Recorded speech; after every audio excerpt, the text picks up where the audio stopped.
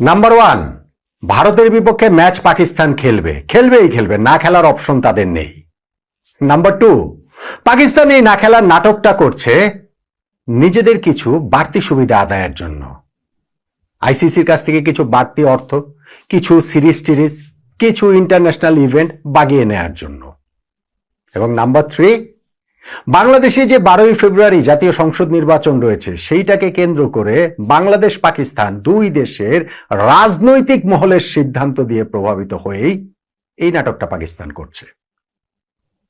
আমি এই তিনটা পয়েন্টের কথা কতগুলো ভিডিওতে আমার কতবার বলেছি বলেন তো দেখি, কতবার বলেছি।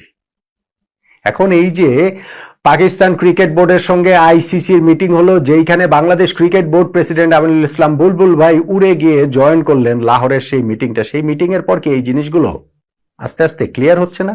এখনো যদি আপনার কাছে ক্লিয়ার না হয় তাহলে সামনে আরো বেশি ক্লিয়ার হবে।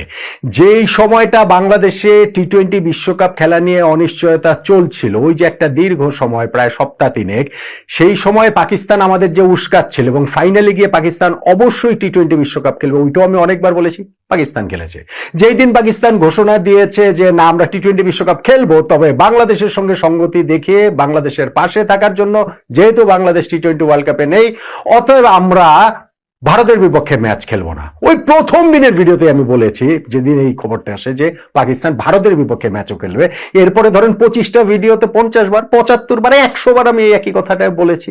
এবং রাজনৈতিক বিষয়টা তো রয়েছেই, যে এই 12ই ফেব্রুয়ারি নির্বাচনটাকে কেন্দ্র করে বাংলাদেশ পাকিস্তানের যে বিষয়টা। এখন আমিনুল ইসলাম বুলবুল ভাই যে মিটিংটাতে ছিলেন, যেইখানটাতে পাকিস্তান ক্রিকেট বোর্ডের সঙ্গে আইসিসির একটা মধ্যস্থতার মতো জায়গায় তৈরি হয়েছে, সেইখানটাতে তো এই পুরো জিনিসটা আস্তে আস্তে ক্লিয়ার হচ্ছে নাকি বলেন তো?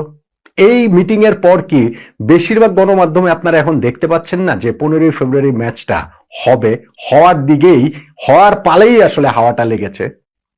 তবে এইখানটাতে একটা জায়গা নিয়ে আমার সিরিয়াস, আমি আপত্তি বলবো না, আমি আসলে যে কি বলবো আমি সেটা জানি না। সেটা হচ্ছে বিসিবি প্রেসিডেন্ট আমিনুল ইসলাম বুলবুল ভাইয়ের মধ্যস্থতাতেই নাকি পাকিস্তান ভারতের এই ক্রিকেট ম্যাচটা হচ্ছে।